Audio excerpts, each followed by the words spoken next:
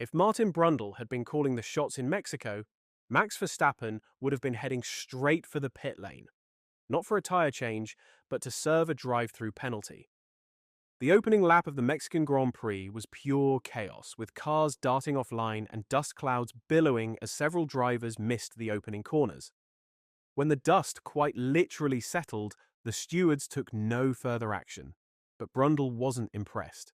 The veteran commentator argued Verstappen should have received a drive-through penalty to set a proper deterrent to stop the silliness. Despite multiple instances of corner-cutting and off-track excursions, the stewards decided against issuing penalties. Brundle, speaking on Sky F1's The F1 Show podcast, argued that Leclerc 100% should have received a penalty. He added, "For me, at least Charles made an attempt at turn 1. Didn't like the look of the way it was shaping up, so just ignore turn 2. And that, for me, was a 10-second penalty." That was Leclerc's case. But Brundle felt Verstappen's deserved even harsher treatment. He suggested that a drive-through penalty for the reigning champion would have been the right call, allowing race control to make an example of the silliness that marred the opening lap in Mexico. A drive-through penalty, one of the more severe tools at the steward's disposal, requires a driver to pass through the pit lane at the speed limit without stopping. Carlos Sainz would later receive the same punishment for a second count of pit lane speeding. Max should have had a penalty, because if you put your car on the far left in 4 abreast, it will go on the curb. But Max had no intention. "You can see Max accelerate," Brundle argued. "Really skillful driving through the grass, I must say." But Max made no effort whatsoever to take turns 1, 2, or 3, and that should have been a penalty. Max took the risk on the outside, knowing full well he could just bury the throttle and carry on. The sort of thing if the fireproof boot had been on the other foot, Max would have been screaming about on the radio, saying he had no intention of making that corner. He didn't. I might even have given somebody doing what Max did a drive-through as a proper deterrent to stop the silliness, because then it all gets chaotic. I completely can understand those drivers that were minding their business actually staying on the racetrack, going like, well, hang on, I'm losing out here. I might as well have just made my own race track up in the first few corners and gained some gain places. Verstappen, however, insisted there was more to the story. While Brundle accused him of having no intention of making the corner, Verstappen countered that his RB20 bottomed out on the curb, leaving him no choice but to go straight on. "I had a very good start," he said in the post-race press conference. "Then you just follow the slipstream 3 wide, 4 wide. I mean, just following, of course, what the car next to you is doing. So I had to move left, left, left. And then at one point, of course, you're on the curb, and then I started bottoming out on the curb. So that was quite hectic. And then a bit of rallying in between turns 1 and 2. Yeah, that was quite fun. And then, got back onto the track, found my position again, and then actually, the first few laps were a bit hectic. But at the same time, also very quickly, I could see that the grip was just not there.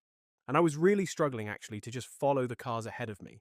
From there, Verstappen turned his race around with a razor-sharp one-stop strategy, expertly managing his soft tyres through the second stint. Instead of falling into the clutches of an inspired Oliver Behrman in the Haas, Verstappen reeled in Leclerc, mounting a late charge for P2. Had it not been for a late virtual safety car triggered by Sainz's retirement, Verstappen might have nabbed second place outright. Still, with a hard-fought P3 finish, the Dutchman chipped away at Lando Norris's championship lead. The gap now down to just 36 points, with 4 Grands Prix and 2 sprints still to come. Regarding that matter, Martin Brundle has thrown a bold prediction into the ring.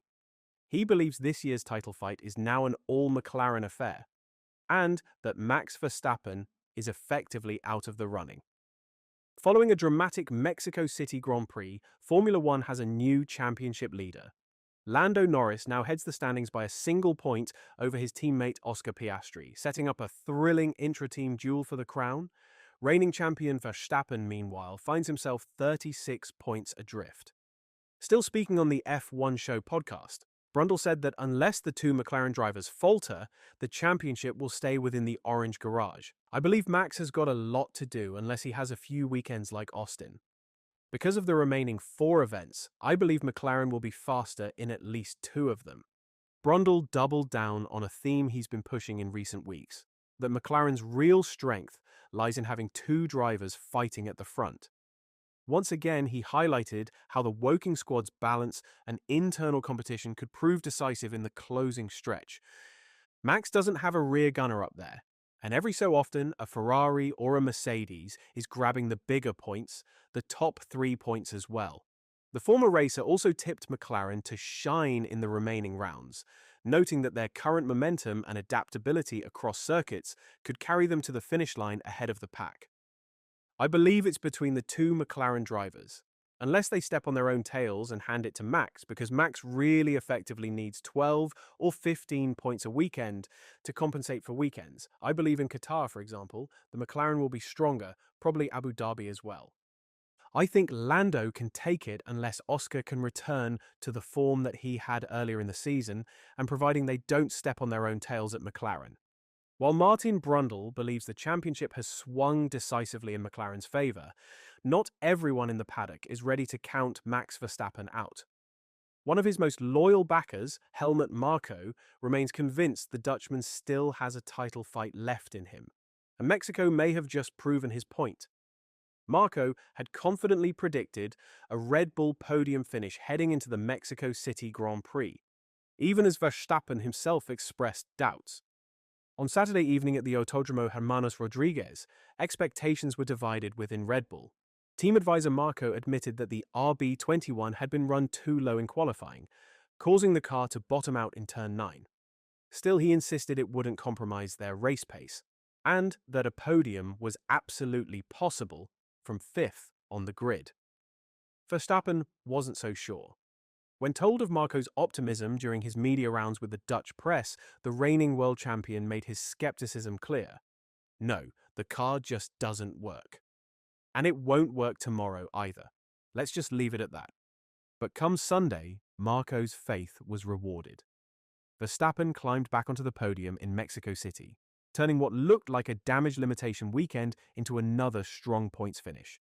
Normally, Marko might have turned the situation into a friendly wager, but in Mexico, no one at Red Bull dared to take him up on it. No, nobody wanted to bet with me, so it's not fun.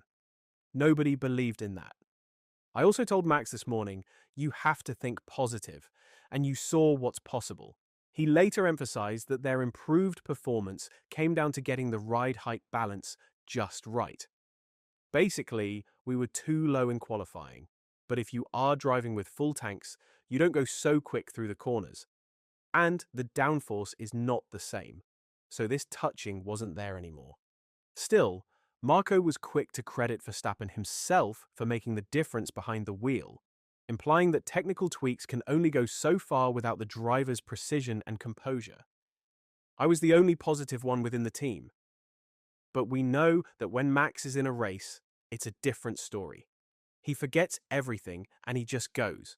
The only moment of real alarm for Marko came at the start, when he watched 4 cars charge side by side into turn 1, including his own driver. That's Mexico. I think Max didn't have any room, and he didn't gain an advantage. I think the stewards did the right stuff. When Hamilton and Verstappen, come together, there's always action. As for Red Bull's comeback hopes, Marko allowed himself a brief smile when asked if he was starting to believe.